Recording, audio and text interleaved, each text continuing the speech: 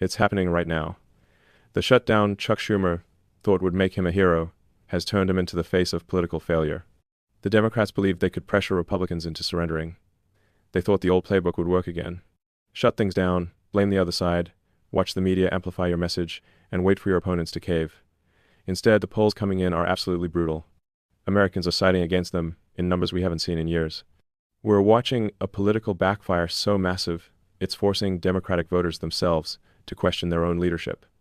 Not just independents, not just moderates, but people who voted blue, their entire lives are starting to ask, what are we doing? How did it all spiral out of control? Today, I want to walk you through exactly how Schumer's miscalculation exposed the weakness inside his own party, and why even Democratic insiders are quietly panicking behind closed doors. Stick with me, because the numbers and strategy we're about to explore tell a story far bigger than one shutdown. They reveal a turning point in American politics that could reshape the landscape for years to come. Government shutdowns aren't new. They're a familiar weapon in Washington's political arsenal. The way it usually works is simple. One side refuses to pass a spending bill unless certain demands are met. The government runs out of funding, services slow down or stop, and then comes the blame game. Historically, the side making the demands almost always gets blamed by the public. Why? Because most Americans, regardless of party, just want the government to function. They might agree with the demands, they might even support the cause, but using a shutdown as leverage, that tends to backfire. Voters see it as holding the country hostage, and they don't reward that kind of theater. Schumer and the Democratic leadership knew this history. They've been in Washington long enough to have lived through multiple shutdowns. So why did they think this time would be different? That's where this all gets interesting. Because they didn't just miscalculate the politics. They misjudged their own base, misread the national mood, and underestimated their opponent's patience. Democrats were convinced that Republicans, especially with Trump back in the spotlight, would be easy targets. They thought, we'll make this about Trump's chaos, about Republican extremism, about protecting essential programs. The media will echo our message, the pressure will build, and Republicans will fold within days, maybe a week. But here's what they didn't account for. The old playbook doesn't work when the public can see through it. And that's where the panic began. Because when the first major polls came out after the shutdown started, the results were absolutely devastating. One of the most respected polling organizations released numbers that sent shockwaves through Democratic offices. Around 60 to 65% of Americans said they believed Republicans would win the standoff. Only about a third thought Democrats would come out on top. Think about that for a moment. This wasn't a close call. This was a landslide of public opinion before the fight had even really begun. But it got worse. When pollsters asked whether Democrats should end the shutdown immediately by accepting the Republicans' proposal, again, nearly two-thirds of Americans said yes. Not just Republicans, not just independents. A supermajority of the country wanted Democrats to fold and move on. Now, if you followed politics for any length of time, you know that these kinds of numbers don't lie. They reflect something deeper than partisanship. They show that people are tired. They're exhausted by the theatrics. And when you compare this shutdown to previous ones, a clear pattern emerges. The public almost always turns against whoever is seen as making demands and blocking progress.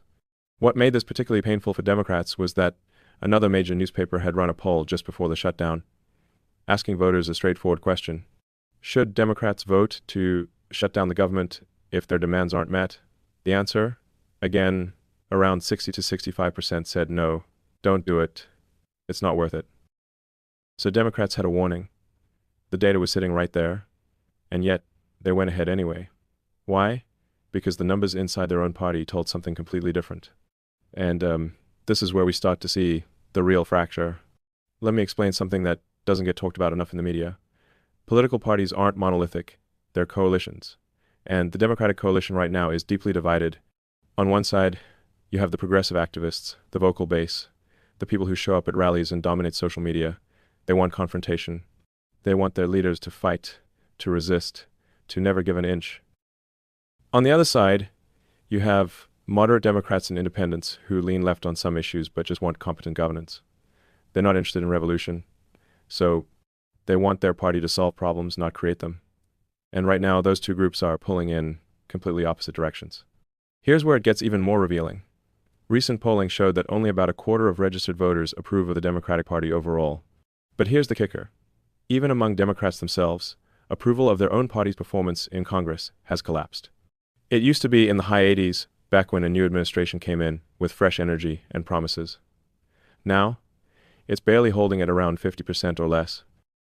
That's a stunning collapse. When half or more of your own voters are dissatisfied with your leadership, you're not dealing with a messaging problem. You're dealing with a legitimacy crisis. And that crisis has been building for years, quietly, beneath the surface. The shutdown didn't create it. It just exposed it to the harsh light of day. So, why did Schumer go through with it? Desperation. That's the simplest answer, and sometimes the simplest answer is the right one. Chuck Schumer is one of the least popular members of Congress right now. His approval ratings have been sinking. He's facing pressure from the left, including a potential primary challenge from a well-known progressive who's been breathing down his neck, making noise, positioning herself as the fighter the base wants. Schumer needed to show strength. He needed a moment that would rally his party and remind people why he's the leader. So he chose this fight. He thought a government shutdown would be that moment, a chance to stand tall against the Republicans, to energize his base, to prove he's not just another cautious politician afraid to take risks. But he miscalculated badly. Because while the progressive base might have cheered at first, the rest of the country, including a huge chunk of moderate Democrats and nearly all independents, saw something completely different. They didn't see strength. They saw stubbornness. They didn't see leadership. They saw dysfunction. And here's the thing about political desperation. It breeds mistakes. When you're acting out of fear, whether it's fear of losing your seat, fear of losing relevance, or fear of your own base turning on you, you stop thinking strategically. You start making emotional decisions. And emotional decisions in politics rarely end well. While Schumer and the Democrats were stumbling into this mess, Republicans were playing a very different game. And this is where the strategy gets fascinating, because it's a masterclass in patience. Republicans didn't demand new spending. They didn't attach controversial policies. They didn't make grand ultimatums. They simply put forward what's called a clean continuing resolution. For those unfamiliar with Washington jargon, a continuing resolution is basically a temporary funding bill that keeps the government running at current levels while Congress works out a longer-term budget. Clean means it doesn't have any extra demands or conditions attached. It's straightforward. Let's keep things running as they are, and we'll negotiate the bigger stuff later. This was the same kind of bill that had passed before, with bipartisan support, including votes from Schumer himself. So Republicans could stand there and say, with a straight face, we're not asking for anything new. We're not playing games. We just want to keep the lights on. If you want to block this, that's on you. It was brilliant positioning. And it put Democrats in an impossible spot. Because now, if they voted no, they'd be the ones blocking something reasonable. They'd be the ones demanding changes to a bill that had worked before. They'd be the ones shutting down the government over demands that most Americans didn't even fully understand or support. And this is where political psychology comes into play. Because voters don't always follow the details. They don't read every clause of every bill. But they have an instinct for who's being reasonable and who's being difficult. And when one side is saying, let's just keep things running, and the other side is saying, not unless you give us what we want, the reasonable side usually wins in the court of public opinion. Republicans understood this. They stayed calm. They stayed on message. And most importantly, they stayed patient. Trump, who's usually not known for restraint, actually showed remarkable discipline during this whole episode. Instead of jumping into the media fray and making himself the center of the story, he largely stepped back and let Democrats own the crisis. While the shutdown dominated headlines, Trump focused on other things. He continued working on diplomatic initiatives. There were developments in the Middle East, progress on peace talks that had been stalled for years. He focused on law and order issues, cracking down on local officials in certain cities who had become unpopular, even in their own blue states. He looked presidential. He looked like someone governing while Congress bickered. This was strategic brilliance, because every day that Trump looked calm and in control while Democrats looked chaotic and desperate, the narrative shifted a little more. And here's what's fascinating. The media really tried to pin this on Republicans. The initial coverage absolutely attempted to frame this as Republican obstruction, as Trump's chaos infecting Congress again. But something interesting happened. That narrative didn't stick. Within days, as more information came out, as people actually looked at what was being proposed versus what was being blocked, the story started to change. Independent voters especially began to shift their views rapidly. By the time that major poll came out, around 60 to 65% of independents wanted Democrats to end the shutdown immediately. That's a massive number. Independents are the swing voters who decide elections. They're not loyal to either party. They vote based on competence, reasonableness, and results. And right now, they're associating Republicans with pragmatism and Democrats with dysfunction. That's a perception problem that doesn't go away quickly. Now, you might be wondering, how did Democrats not see this coming? How did they walk into such an obvious trap? And that brings us to something I call the doom loop. You might have heard it referred to differently, but the concept is simple. When a political party starts making decisions to please the most extreme 20 or 30% of its base, it inevitably alienates the other 70 or 80% of voters. Think of it like this. Imagine you run a restaurant. You have regular customers who like your food just fine. It's good, solid, reliable. But you have a small group of very vocal customers who want you to completely change the menu. They're passionate, they're loud, they leave reviews, they organize. So you think, maybe if I give them what they want, they'll bring in more business. But here's what happens. You change the menu to please that vocal minority. And suddenly, your regular customers stop coming. They didn't want a radical new menu. They liked what you had. The vocal group is happy for a while, but there aren't enough of them to sustain your business. And now you're stuck. If you change back, the vocal group revolts. If you stay the course, you lose everyone else. That's the doom loop. Democrats are trapped in exactly this cycle right now. Their progressive base demands confrontation, demands purity tests, demands that leadership never compromise. But every time Democratic leaders give in to those demands, they lose moderates, they lose independents, and they even lose some of their own traditional voters who just want practical solutions. Schumer's current crisis is a perfect illustration of this trap. He felt pressure from progressives to take a hard line, to fight, to shut things down if necessary. So he did. And it backfired spectacularly with everyone else. Now he's facing criticism from all sides. The progressives will always want more resistance. The moderates are furious that he made the party look unreasonable. And the general public has tuned out or turned against the whole spectacle. What makes this even more remarkable is that even some of the media figures who usually defend Democrats have started to sound the alarm. I'm not talking about conservative commentators. I'm talking about people who've been reliable allies for years. One prominent commentator on a major cable news network, someone known for progressive views, went on air and said, Democrats were doing the wrong thing at the wrong time.